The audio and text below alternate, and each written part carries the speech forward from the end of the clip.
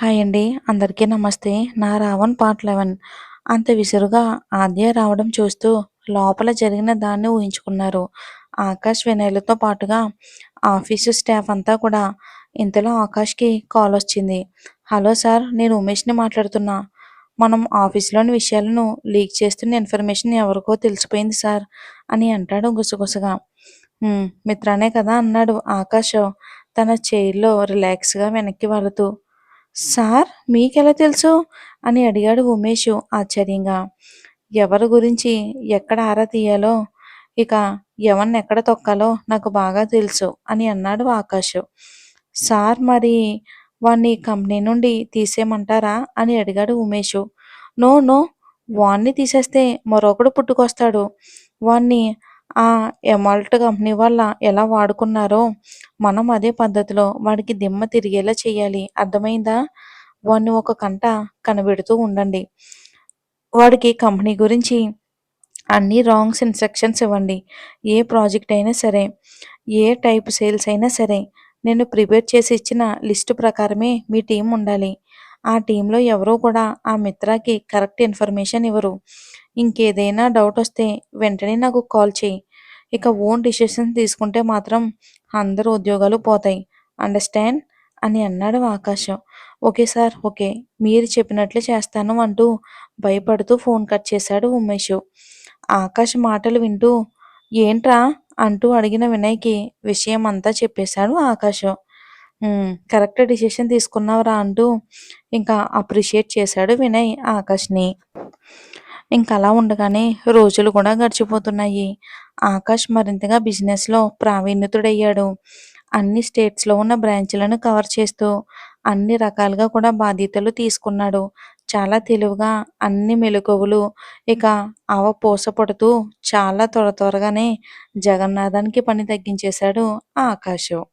అయితే ఇండియాలో ఉన్న బ్రాంచుల మీద పట్టొచ్చాక విదేశాలలో ఉన్న బ్రాంచుల సంగతి ఆలోచిద్దాం అనుకున్నాడు ఆకాష్. జగన్నాథానికి ఎప్పటినుంచో కన్న కల అయిన యుఎస్ బ్రాంచ్ మీద తన ప్రతిభనంతా చూపిస్తూ దాన్ని నిలబెట్టడానికి శతవిధాలుగా ప్రయత్నించసాగాడు. చివరగా జగన్నాథం కల ఫలించింది కూడా. అక్కడ సమర్థులైన మేనేజర్లను, ఎండీలను వెతికే పనిలో పడిపోయాడు జగన్నాథం. ఇంకిటు ఆద్యకి ప్రతిరోజు ఆకాష్‌తో, అశోక్‌తో యుద్ధం మరింతగా ఎక్కువైపోతుంది రోజురోజుకి. ఎప్పుడెప్పుడు ఇద్దరు ట్రాన్స్‌ఫర్ అవుతారా అని ఎదురు చూస్తూ ఉంటుంది. ఆకాష్‌కి రోజులు గడుస్తున్న కొద్దీ ఆద్య మీద కోపం మరింతగా పెరిగిపోతుంది. అశోక్ వచ్చినప్పటి నుండి కూడా అశోక్‌తో ఆద్యని చూస్తూనే ఓర్వలేకపోతున్నాడు ఆకాష్.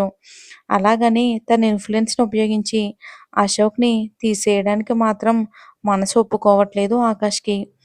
ఎక్కడో తనకి తనే చిన్నతనంగా కనిపిస్తున్నాడు. అశోక్‌ని అసహ్యించుకోవడానికి తగిన కారణం దొరక్క.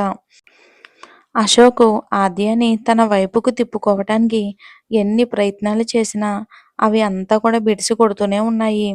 ఇంకా బిచ్చింగ్ బ్యాచ్‌కి ఆల్రెడీ ఆకాష్, అశోక్ ఆద్యాల మీద జరుగుతున్నదేంటో కొంచెం కొంచెంగా అర్థమవుతుంది వాళ్ళకి.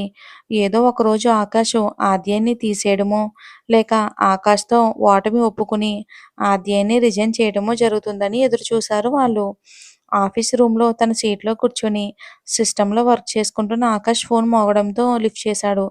హలో ఆకాష్, నేను మిల్లీని. ప్లీజ్ ఫోన్ కట్ చేయొద్దు అని అంది బ్రతిమాలుతున్న స్వరంతో. మిల్లీ అని వినబడడంతో ఫోన్‌లో నెంబర్ చూశాడు ఆకాష్.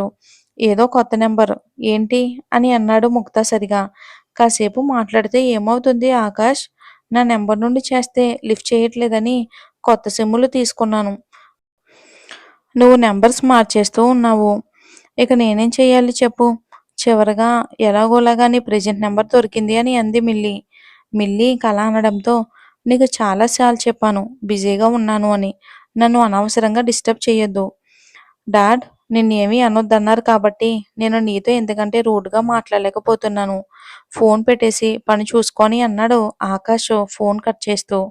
మళ్ళీ చేస్తే ఆన్సర్ ఏమై ఉంటుందో మిల్లీకి తెలుసు. అందుకే ఆకాష్ చెప్పిన మాటలకి తను కామ్‌గా ఉండిపోయింది ఏమీ మాట్లాడలేక. మిల్లీ అంటే ఎవరో కాదు, తను ఒక మినిస్టర్ కూతురు. తనకి ఆకాష్ అంటే వెర్రి. ఆకాష్‌ని ఒక బిజినెస్ పార్టీలో చూడగానే పడిపోయింది. అయితే ఆకాష్‌కి కూడా తనంటే ఇష్టమో కాదో తెలియని ఇష్టం లేకపోలేదు. కాకపోతే ఆకాష్ ఈగోని సాటిస్ఫై చేసే అమ్మాయిల వరుసలో ముందుండే పేరే మిల్లి. కొద్ది రోజులు కలిసి తిరిగినట్లు చేశాక మిల్లీ అంటే బోర్ కొట్టడం మొదలయ్యింది ఆకాష్కి. మిల్లీతో రొమాన్స్ చెయ్యాలన్న ఆకాష్కి ఇగో అడ్డు రావడంతో ఒక లిప్ లాక్తోనే సరిపెట్టుకోవాల్సి వచ్చింది మిల్లీకి. ఆ తర్వాత నుండి మిల్లీని చూస్తేనే ఆ లిప్ లాక్ గుర్తొస్తే వాంతొచ్చేంత చిరాకు మొదలయ్యింది ఆకాష్కి. బట్ తను రూలింగ్ పార్టీలో ఉన్న మినిస్టర్ కూతురు కావటంతో ఆకాష్ ఇగోని కాస్త మిల్లీ విషయంలో తగ్గించమని రిక్వెస్ట్ చేశాడు జగన్నాథం.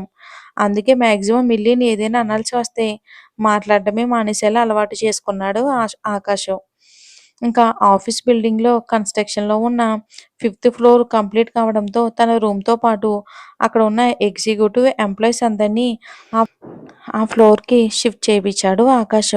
ఇప్పుడు ఆద్య ప్లేసు ఆఫీస్ రూమ్కి దగ్గరగా ఉంది.